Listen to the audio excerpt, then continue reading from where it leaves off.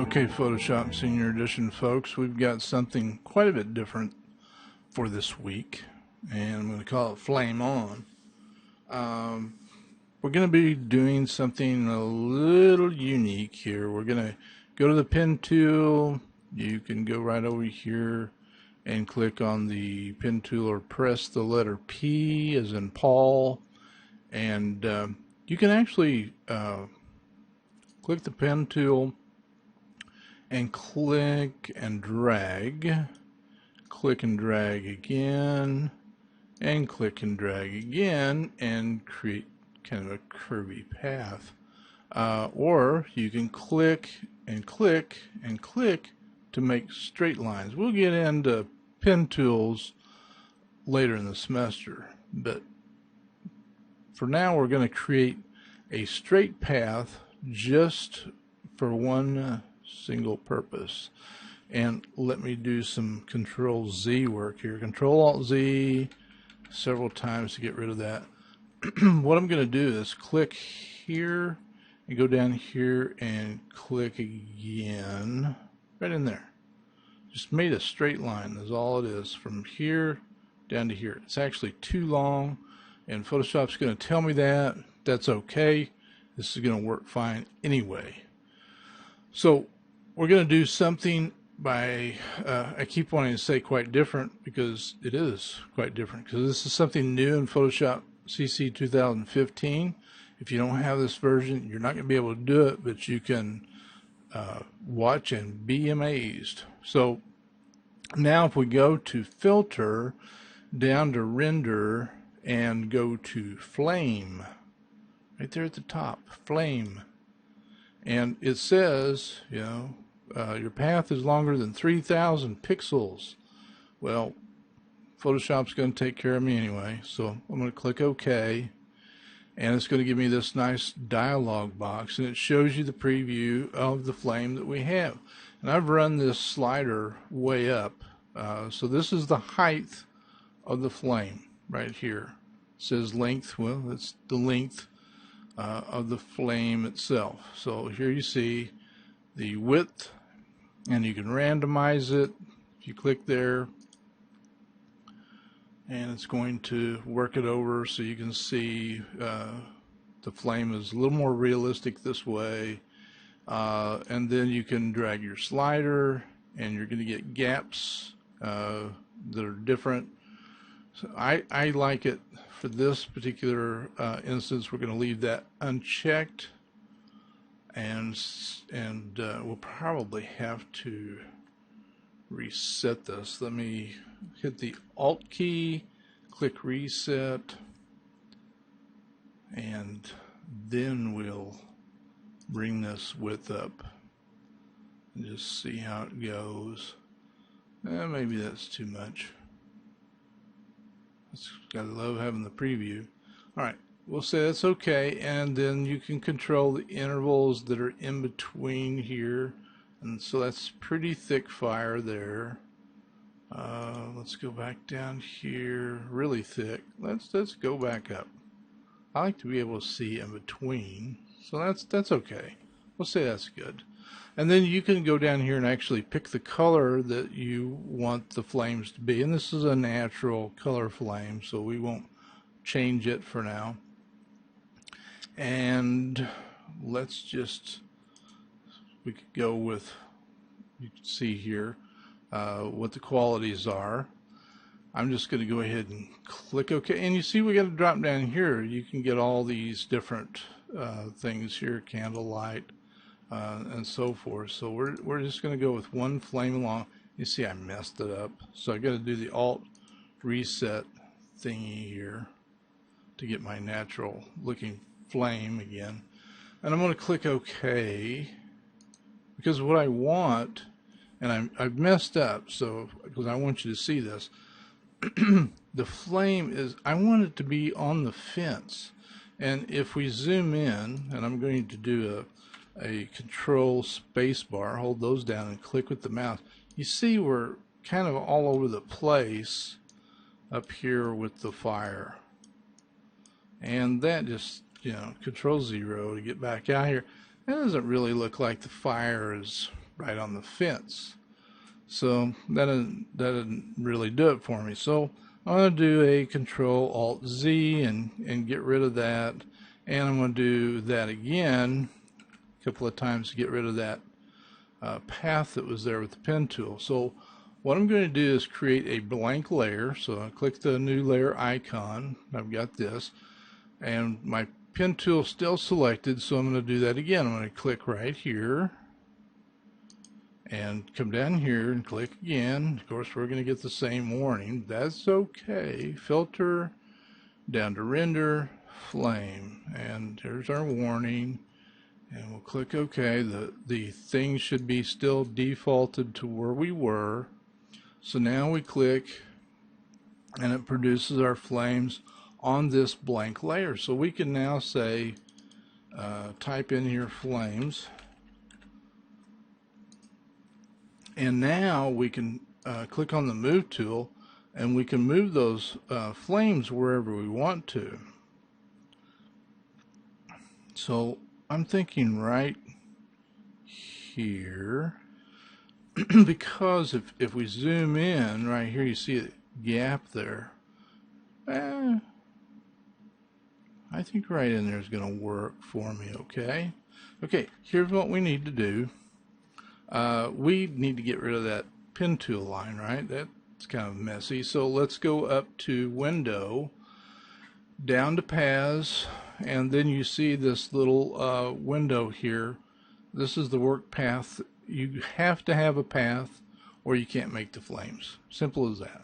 So we don't need it anymore, so we're just going to hit that little trash can and get rid of it. So that's gone now. So we can say goodbye to that. We need a we need a mask. So we're going to click on the square donut down here, the layer mask, and we're going to turn on paintbrush, and we need black over white. And what we need up here is a this steel pipe or metal pipe, whatever it's made of, has got what, a really soft edge or a hard edge? It's got a hard edge, right? So we need to come up here and we need to change the hardness. Normally we're over here all the way to the left, so that's 0 hardness, which means it's very soft. So now we need a very hard edge, because we're going to paint in this mask and make this part of the fire go away, hide it. We're not going to really erase it, we're just hiding it with the mask. So if I were to click right here, it should, if I click here and go down here and shift click, it should paint that away.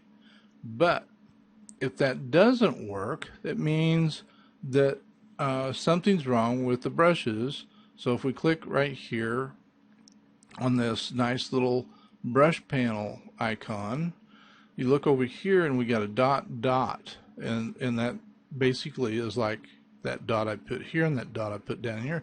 Nothing connects it. So if that's the case, got to click on the spacing bar or button box to connect them. So now it will paint across from one dot to the next. So let's collapse that again and go back up here, and we want right on the edge of that bar, and come down here and shift click as soon as we line that up. Paints a nice line all the way down. And now we can make our brush a little bit bigger and click, shift click up there, and paints all the rest of that stuff. Now see, our flames are a lot nicer looking up there now. They look like they're actually coming from maybe just a little bit behind that bar. Now what if we want them all the way up and down that bar? Well, we can just make a duplicate of this one. So let's do a Control-J, and then we can turn on our move tool. We can press the letter V, or just come up here to the top and turn on the move tool, and then we can click and drag a copy going this way. You don't want to leave them overlapped, because then you create a lot of flames in just one area. So we can drag it down here and make sure it's lined up good, And then to get it down very precisely, just use your down arrow key on your keyboard, and it'll bring it down a pixel at a time until it's right exactly where it needs to be. Okay? Now, one thing that I could have done maybe to sell this even more, let me undo that. Let me just throw that away. So I'll click right on this and hit the trash can and say delete and hit the trash can again. All right. Sell this a little bit more. Let's click on the special effects, the FX there, and you can't see it, but I'm gonna hit the drop shadow, and I'm gonna be real cautious with my numbers. If I run that up, you see what it does. It's just nasty looking. So we don't want much in the way of opacity, but let's go ahead and click OK there, and let's see what that looks like. So we click the eyeball. See the difference? A little more contrast to it. So now if I do Control J, make a copy of that, and drag that down, it also includes the drop shadow along with it. So let's use a left arrow to bring that up, kind of connect that, and it looks like it's down too low, right? So up arrow, and we went too high, so down arrow, get precise, there we go. So let's make a copy of this one once again, Control J, and now let's take this copy and drag it this way. So we went too far, we'll put it there, and now down arrow, and maybe one more, maybe up one. Okay. Now we've got the flames all along the bar. Now what if we really wanted to exaggerate the flames more, higher, much higher? Well, here's one thing we could do. Let's make the image smaller. So let's do a Control minus, make it all smaller. Excuse me. And let's select all three of these layers, because that's the fire is on 3 layers. So let's start up here and hold down the Control key and come down here. I'm sorry, Shift key, come down here and click this last layer. So that's all 3 of the layers. And we don't need the marching ants, so I'm going to do a Control D to turn that off. That's what happened when I used that Control key. So now we can use the transform tool. Control T as in tango, and now we can just pull that up and pull it down, and now obviously it's kind of cockeyed, but let's pull it down some more and up some more, and now we can swing it, rotate it, bring it, and it'll go over here and rotate it, try to line that up a little bit. Now we can zoom in a little bit more so we can see it better. So holding down the Control key and pressing the plus key. So let's see, we're pretty lined up. I'm going to slide this over so I can, move out here if I need to rotate it any. But it looks pretty even. So let's go ahead and hit enter. That completes the rotation and the transformation. So let's use our down arrow key to bring the flames down, and a little bit more right there. Now the only problem with doing that, obviously, this was photographed with the bar angled this direction, so we've kind of got the flames going. When we did the transform, we got the flames going more angled that direction, right? So here's what we can do.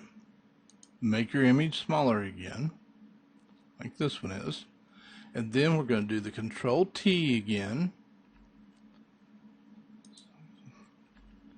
And now hold your Control key down and click right on the middle box. And then we can shift that. And then if it's still not enough, you grab this up here, or you can grab this one and you can tilt that until you get happy with the direction of the flames.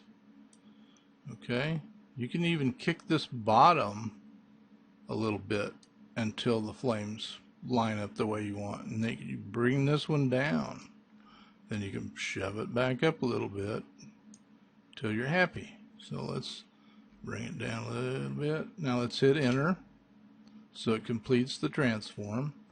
And remember, doesn't look too bad. We're off a little bit up in here, so we can bring it down a little bit more. Now we've gone across the bar a little bit, right? So let's say we're happy with the overall effect. So what we can do, if we needed to mask this now, we can go to the individual mask. Now here's the fire over here on this side. So we can go to this mask, turn on the brush, and we can paint that part. Go to this one. Actually, this part is right down here on the bottom, so we can go here.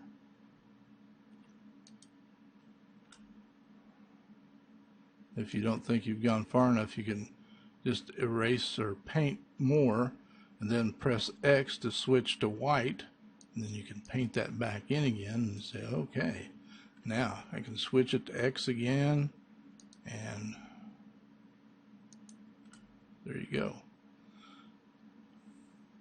Let's go up here, and all right, now let's do a Control 0 to make it all fit in there. Let's make it smaller. Control minus, and there's our flames going all down the fence. So you can see you can make it much larger if you want to. You don't have to do it all inside that control under flame, render flame. And as we saw, we can change the color and stuff like that. Now this is very basic place to put flame on. I was going to get a little crazier with this, but ran out of time and ran into some computer troubles. But anyway, you see how this is done, and I hope you'll play with it and put it in some images to just experiment. And of course, you're welcome to do it with this image. I'll talk to you all later. Bye-bye.